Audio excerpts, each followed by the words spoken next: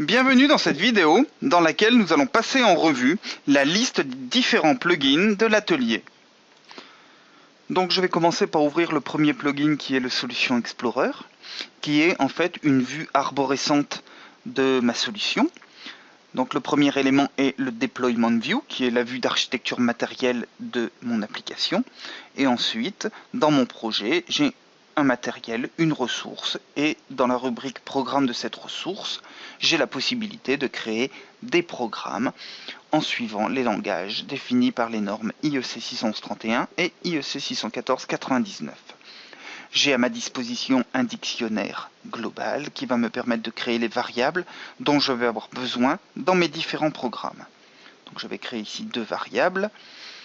J'ai également une librairie locale pour créer des fonctions, des blocs fonctions, des data types. Je vais maintenant créer une page IsaView, IsaView étant un HMI simple embarqué dans l'atelier Isagraph 6. Je vais retourner dans le Deployment View et je vais double-cliquer sur mon matériel pour ouvrir le Device View. Le Device View va me permettre d'afficher les informations également disponibles dans le Solution Explorer, mais d'une manière un petit peu différente. Par exemple, si je vais dans la rubrique bloc fonction de ma librairie et que j'ajoute un bloc fonction, je le vois tout de suite apparaître dans mon Device View. Si je crée les entrées-sorties de ce bloc fonction de manière graphique, je les vois tout de suite apparaître dans le dictionnaire local de mon bloc fonction. Donc je vais faire l'inverse, je vais créer un paramètre d'entrée dans mon dictionnaire local et si je retourne dans mon Device View, je vois tout de suite ce paramètre qui apparaît.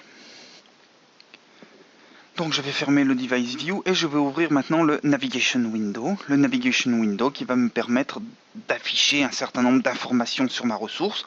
Ici, les C-Function Block disponibles. Ici, les cartes d'entrée-sortie disponibles. Ici, les caractéristiques principales de ma cible, etc., etc. Et je vais pouvoir, à partir de là, ouvrir des informations sur ma ressource et sur mon device. Je vais fermer tout ça et je vais ouvrir maintenant un programme en ST. Donc là, j'arrive dans l'éditeur ST.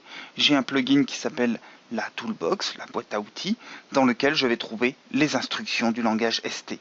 Si j'ouvre un programme en FBD, j'arrive dans l'éditeur FBD et la Toolbox correspond au FBD. Ici, la Toolbox de IsaView, avec les différents éléments que je peux insérer dans ma page graphique IsaView.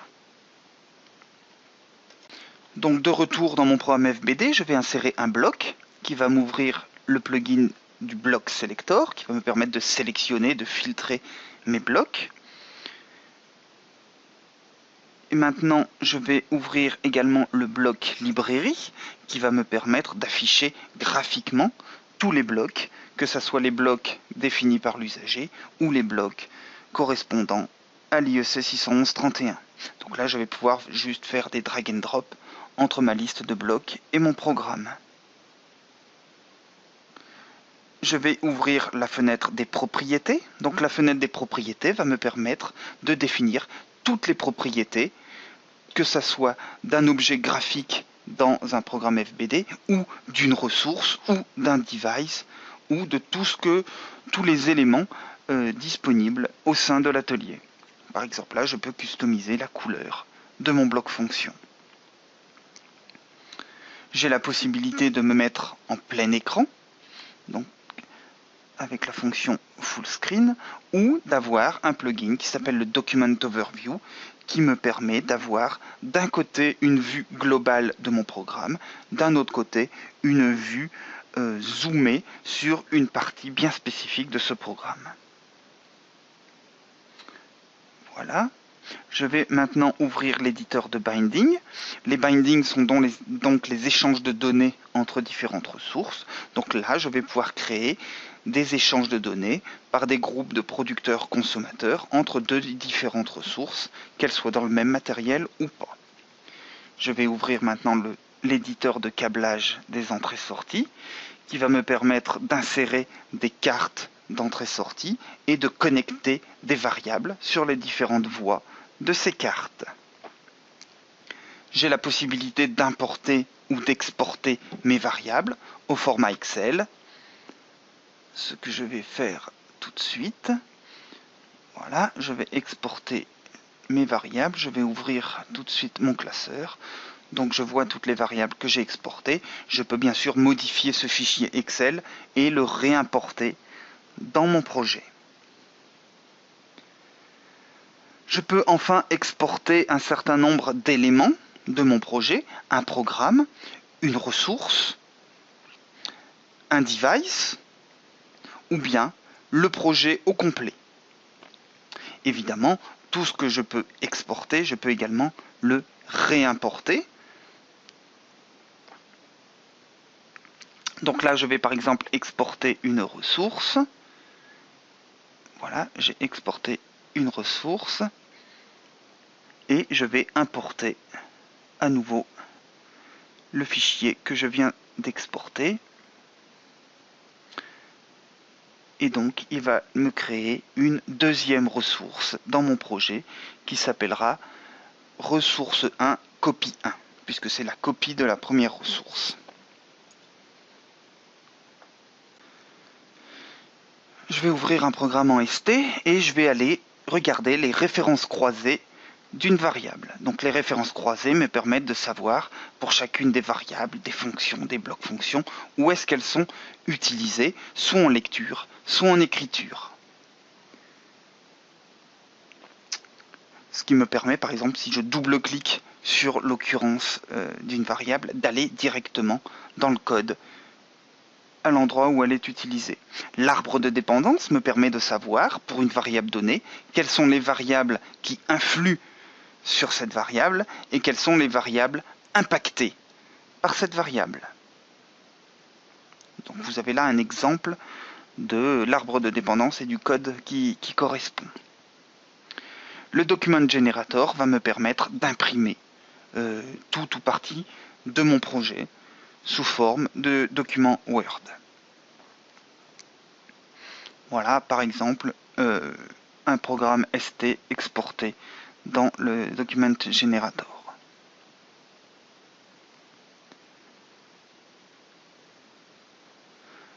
Donc je vais vous montrer maintenant les outils de personnalisation. Donc personnalisation des barres d'outils. Je vais pouvoir créer mes barres d'outils et créer mes icônes dans ces barres d'outils. J'ai la possibilité également de personnaliser mon environnement de travail. Donc je peux par exemple choisir la langue de mon atelier. Donc ici je n'ai que l'anglais d'installer. Je peux choisir par exemple les couleurs de mon dictionnaire. Je peux choisir par exemple les couleurs de mon éditeur FBD, etc., etc. Pour chacune des animations IsaView, je vais pouvoir définir un certain nombre de valeurs par défaut ou d'animations par défaut. Enfin, tous ces réglages, tous ces settings, je vais pouvoir les exporter afin de pouvoir les appliquer sur un autre poste et également importer d'autres settings qui auraient été faits par l'un de mes collègues. Enfin, la page de démarrage me permet d'avoir une vue des différents projets récents et de pouvoir ouvrir des vidéos de tutoriels. Je vais maintenant ouvrir la page About, à propos, qui va me donner un récapitulatif de tous les différents plugins qui sont installés dans mon atelier. Ici, la fenêtre de description qui va me permettre de renseigner sous forme de texte la description de ma ressource. Voilà. Je vais maintenant compiler ma solution. Donc je vois le résultat de ma compilation qui s'affiche dans la fenêtre de sortie et les éventuelles erreurs dans le plugin de liste d'erreurs. Donc une fenêtre de sortie avec le résultat de la compilation et une liste d'erreurs avec les différentes erreurs ou alarmes qui apparaissent durant cette compilation. Donc je vais fermer un certain nombre de choses. Voilà, je vais recompiler sans erreur. Donc là, j'ai le résultat de ma compilation. Je vais maintenant pouvoir simuler mon application. Donc j'ai la possibilité soit de simuler mon application si je ne suis pas connecté à mon matériel, soit de télécharger mon application et de la débugger sur mon matériel. Donc je peux forcer les variables, je peux changer la valeur de la variable. J'ai également la possibilité de mettre mes variables dans une spy list, c'est-à-dire une liste de variables sélectionnées afin de pouvoir monitorer et jouer sur la valeur de mes variables. J'ai un plugin qui va me permettre de visionner quelles sont les variables qui sont forcées dans mon application, ainsi qu'un autre plugin qui me permet de voir le status de mon contrôleur. Actuellement, je suis en simulation, donc j'ai pas beaucoup d'éléments sur ce contrôleur. Pour créer un nouveau projet, je vais m'appuyer sur un template. Donc là, je vais créer un nouveau projet basé sur un système failover, donc redondant. Je vais ouvrir mon device view, je vais ouvrir le plugin failover. Donc là, je vais pouvoir paramétrer mon système redondant avec les adresses IP du poste primaire, secondaire et un certain nombre d'informations sur le système de redondance. Je vais maintenant prendre un autre template pour faire un nouveau projet et je vais ouvrir la rubrique des interruptions. Donc, dans cette rubrique, je vais créer un programme et je vais créer un programme dans la rubrique programme. Donc le programme numéro 2 sera exécuté cycliquement, le programme numéro 1 sera exécuté sur interruption. J'ai donc un plugin qui me permet de faire le lien, l'association entre une interruption et un programme. J'ai la possibilité de prendre un programme qui est cyclique et de l'affecter à une interruption. Dans ce cas-ci, le programme bascule automatiquement de la rubrique programme à la rubrique interruption.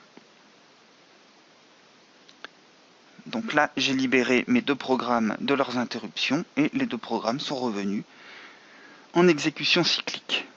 Cette vidéo est maintenant terminée. Si vous voulez nous contacter, vous pouvez nous écrire à support@isagraph.com ou support europe@isagraph.com.